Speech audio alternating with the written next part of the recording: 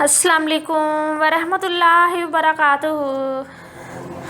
आज मैं आपको एक मौज़ा जनाब सईदा ताहिरा अलैहिस्सलाम का सुनाऊंगी।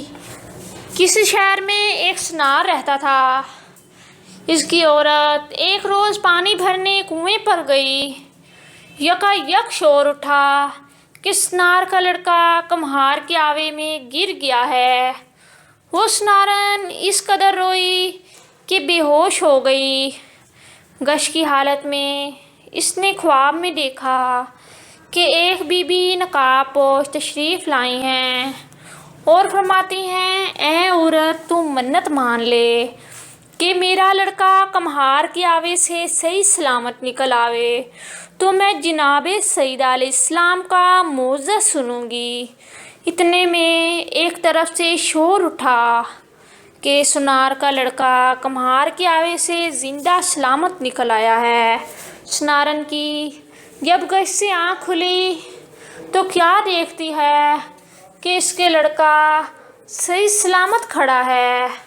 वो खुशी खुशी अपने लड़के को घर ले आई और बाज़ार से 2 पैसे की शीरीनी खरीद कर अपने पड़ोसियों के पास गई और कहा, चलो मेरे घर में मन्नत पढ़ानी है, जनाब सईदा अलैहिस्सलाम का मौज़ा सुनने चलो। सब औरतों ने इनकार कर दिया। वो रोती हुई मायूस होकर जंगल की तरफ चली गई। कुछ दूर जाने के बाद इसने एक नकाब पोश बीबी को देखा। इन्होंने फरमाया, तू बैठ जा, मैं सुनाती हूँ। मदीने में एक यहूदी रहता था। इसकी लड़की की शादी थी। वो जनाब रसूल खुदा सल्लल्लाहु अलैहि वसल्लम की खिदमत में हाजिर हुआ और अर्ज़ किया, मौला मेरी लड़की की शादी है, अगर हजूर इजाज़त दें तो आपकी बेटी फ़ातिमा रज़ी अल्लाह अन्हा मेरे घर तशरीफ़ ले जाएं। हजूर सल्लल्लाहु अलैहि वसल्लम ने फरमाया कि इसका ज़िक्र तुम जनाब अमीर से करो, अगर वो इजाज़त दें तो तुम फ़ातिमा को ले जाओ। वो यहूदी हज़रत अली अलैहिस्सलाम की खिदमत में हाजिर हुआ और अपनी दरख्वास्त पेश की। हज़रत ने फरमाया कि जनाब सईदा रज़ी अल्लाह अन्हा की खिदमत में अर्ज़ करो। चनाचा वो यहूदी हज़रत फ़ातिमा की खिदमत में हाजिर हुआ और शादी में शिरकत की दरख्वास्त की। आपने फरमाया, अली मुर्तज़ा से इजाज़त ले लो तब चलूँगी। इस यहूदी ने अर्ज़ किया, मैं जनाब रसूल खुदा और अमीरुल मोमिनीन की खिदमत में पहले ही अर्ज़ कर चुका हूँ, अब तो आप खुद ही समर की मुख्तार हैं। आपने सवारी लाने को कहा। यहूदी सवारी लेने चला गया। जनाब सईदा अलैहिस्सलाम ने जान नमाज बिछाकर 2 रकात नमाज पढ़ी और हाथ बुलंद करके खुदा की बारगाह में अर्ज़ किया, ऐ मेरे पालने वाले, मैं तेरे रसूल की बेटी और तेरी कनीज़ हूँ। ना मेरे पास कोई कपड़ा है, ना ही मेरे पास कोई सामान है। ऐसी हालत में मैं शादी में कैसे जाऊँ। अभी दवा ख़त्म भी ना होने पाई थी कि जन्नत की हूरें एक कश्ती में जन्नत के ज़ेवरात और लिबास लेकर हाजिर हुई। हूरों ने अपने हाथ से जनाब सईदा को लिबास व ज़ेवरात से आरास्ता किया और सवारी में उठाया। जब जनाब सईदा यहूदी के घर पहुंची तो आपके नूर से इसका मकान रोशन और खुशबू से मतर हो गया। सुभान अल्लाह। और जनती यहूदी औरतें सब बेहोश हो गई और इस हुजरे में तशरीफ़ फरमा हुई जिसमें दुल्हन थी। कुछ देर बाद सब औरतों को होश आया, लेकिन दुल्हन को होश ना आया। जब सब औरतों ने इसे देखा तो दुल्हन को मुर्दा पाया और इन्होंने ज़ोरों कतार रोना पीटना शुरू कर दिया। अब एक कराम और शोर बर्पा हो गया। जनाब सईदा अलैहिस्सलाम को ये माजरा देखकर बड़ा ही रंज हुआ और आपने जान नमाज बिछाकर नमाज पढ़ी और खुदा की बारगाह में अर्ज़ की کہ اے پروردگار، میں تیری کنیز خاص اور تیرے رسول کی بیٹی ہوں، تو میری عزت رکھ لے، ورنہ لوگ یہی کہیں گے کہ میرے آنے سے دلہن مر گئی۔ آپ کی ابھی دعا ختم بھی نہ ہوئی تھی کہ دلہن زندہ ہو گئی اور کلمہ پاک پڑھتی ہوئی بیٹھ گئی۔ سبحان اللہ۔ اور جناب سیدہ سے عرض کیا کہ آپ بنت رسول ہیں، مجھے دین اسلام کی تعلیم فرمائیں۔ آپ نے اس ٹائم 500 یہودی عورتوں کو مسلمان کیا۔ سبحان اللہ۔ سب نے آپ کو بہت عزت اور بڑی شان کے ساتھ ایک کنیز کے رخصت کیا۔ یہ معجزہ جناب سیدہ علیہ السلام کا ایک اور روایت کے ساتھ بھی منسلک کیا جاتا ہے۔ کسی شہر میں ایک بادشاہ رہتا تھا۔ اس نے ایک روز اپنے وزیر سے کہا کہ سامان شکار تیار کرو۔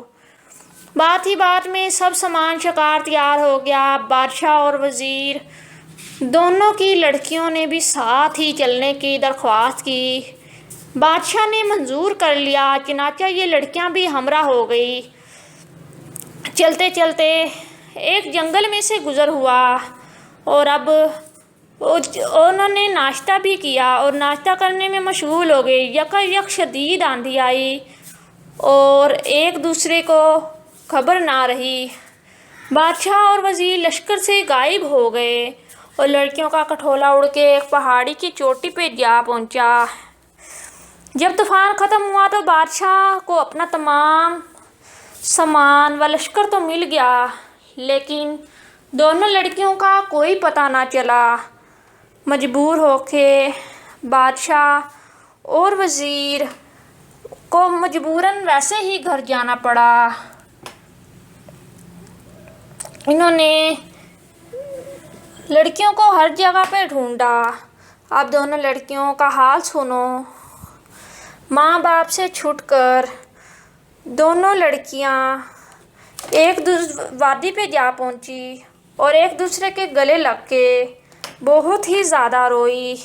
انہوں نے خواب میں دیکھا کہ ایک بی بی نقاب پوش تشریف لائی ہیں اور فرماتی ہیں کہ تم منت مان لو، ہم اپنے ماں باپ سے ملیں گے تو جناب سیدہ کا معجزہ سنیں گے۔ دونوں لڑکیوں کو جب ہوش آیا تو انہوں نے منت مان لی۔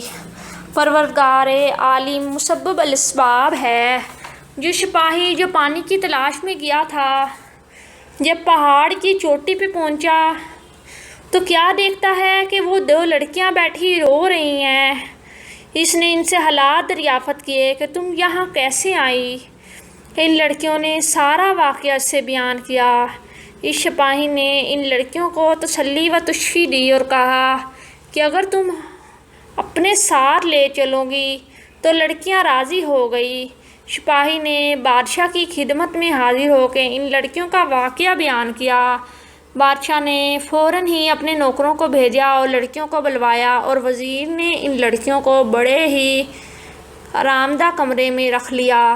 چند روز بعد جب لڑکیوں کے ماں باپ کو خبر ہوئی کہ فلاں بادشاہ کے ہاں دونوں لڑکیاں زندہ سلامت ہیں تو ان کو بہت ہی خوشی ہوئی۔ انہوں نے اس بادشاہ کو شکریہ کا خط لکھا۔ لڑکیوں کو شکریہ کا خط دیکھ کے بہت ہی زیادہ خوشی ہوئی، اور اس بادشاہ نے خط کا جواب یہ دیا کہ اگر آپ مناسب سمجھیں تو ان لڑکیوں کی شادی میرے لڑکوں کے ساتھ کر دیں۔ ان لوگوں نے منظور کر لیا۔ دونوں لڑکیاں بادشاہ کے ہاں سے رخصت ہو کے اپنے ماں باپ سے ملیں اور سب نے خدا کا شکر ادا کیا۔